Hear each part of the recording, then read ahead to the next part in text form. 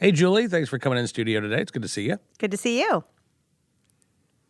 So what prompted you to write about supermodels this week?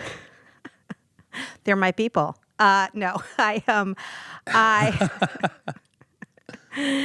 always on the mind, all the modeling contracts I get. No, I was reading, I was just on Facebook and scrolling through, and I follow a lot of health organizations, health and wellness organizations, and I saw that one very prominent, very well-respected health organization called the Partnership for a Healthier America, which is connected to Michelle Obama. I think she's their honorary chair.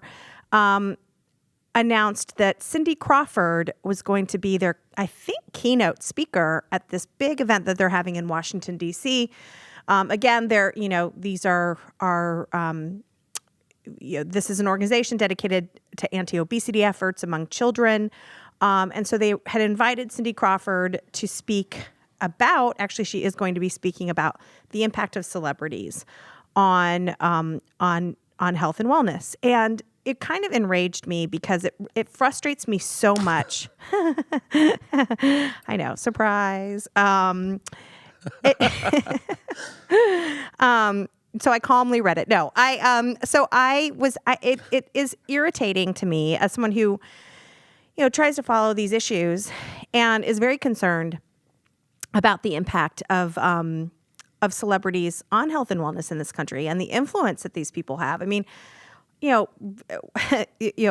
Paltrow and Katy Perry, and I talk about several of these examples in my piece, providing actually quite dangerous information about health and wellness, about supplement use. Alicia Silverstone is another example I mention, where she rattles off some pretty crazy stuff. And so, my frustration isn't with these celebrities because, look, I get it. These celebrities are going to say stuff. They have every right to say stuff. And it's up to us as consumers to say, this is a good source for health and diet information, and this is not such a good source. But the fact that this organization is hosting her, has invited her, it is an implicit endorsement of celebrities in the nutrition and health and science world. They have no place there. And so it's just, I wish that organizations like this would be more responsible and invite actual experts. I mean, I shouldn't be invited to speak either. I don't have a medical background or a background in nutrition. And so I really wish organizations like this would act more responsibly.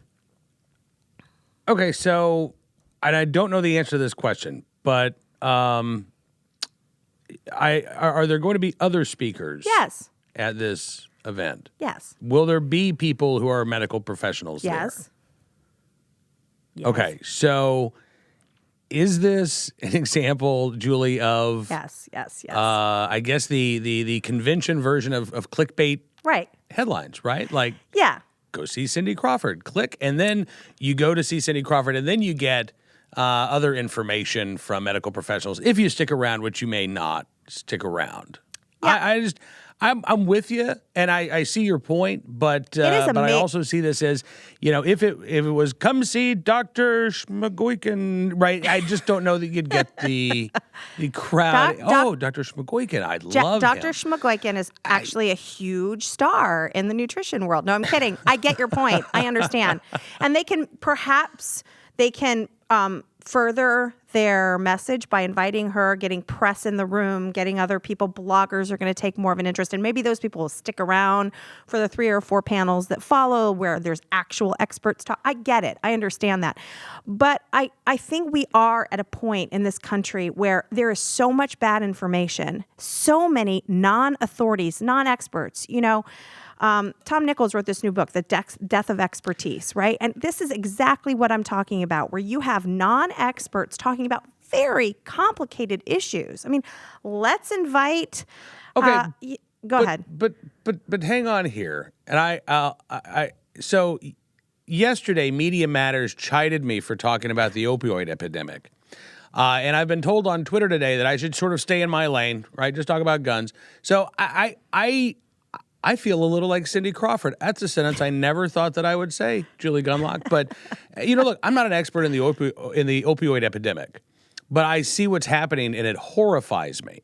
So I want to talk about it. Now, I don't present myself as an expert on the opioid epidemic, and maybe that's the difference, because you're talking about celebrities like Gwyneth Paltrow who are not just saying, hey, I'm curious about, let's go on this journey of discovery with me. They're saying, do this. This is right, not, and look, reap the benefits. I'm not, look, there, I am part of the, I'm an opinion writer, and you're in the opinion industry as well. And I'm not saying people can't have opinions. I'm talking, this is a nutrition conference. This is actually a conference on these issues. Most of the speakers are professionals in the industry. I think the nutrition industry and the medical industry has a very, very big problem with celebrities endorsing dangerous cleanses, supplement and vitamin overuse, fad diets, dangerous diets. And so of all people, I mean, at a professional conference like this, perhaps it's not time to have someone when one of your problems is celebrities spouting off about things they don't know about. I mean, I understand your opinion. She is, I think, for instance, if she were at Blog Her, now Gwyneth Paltrow, Blog Her is a big conference every year. It's an organization, actually, sort of a professional organization for female bloggers. Mom blog, actually, that's not true. It's men and women, but most of the bloggers out there are women. and they had Gwyneth Paltrow. And now. In that case, it sort of makes sense to me, because she's talking about sort of social media and the blogosphere and things that of that nature, and her influence in them, and how she really created this business. Gwyneth Paltrow created this website called Goop, and it's really been promoted through social media, so it makes sense to me. But again, we're talking about a celebrity has absolutely no background in a particular issue, talking at a professional conference on these issues. Now, maybe she's going to talk about how dangerous celebrities are talking about this issue, but I sort of doubt it. And again, I think it is a case of this organization needs to be very careful in endorsing what I think is a dangerous trend out there, which is people believe these celebrities over the actual experts. Okay, I will grant you that, but I also think that the quote unquote experts have a role to play in that as well. But that is probably going to have to be a discussion for a later time. Maybe, even though it's completely off topic, maybe we'll just extend this to our podcast this week. We should.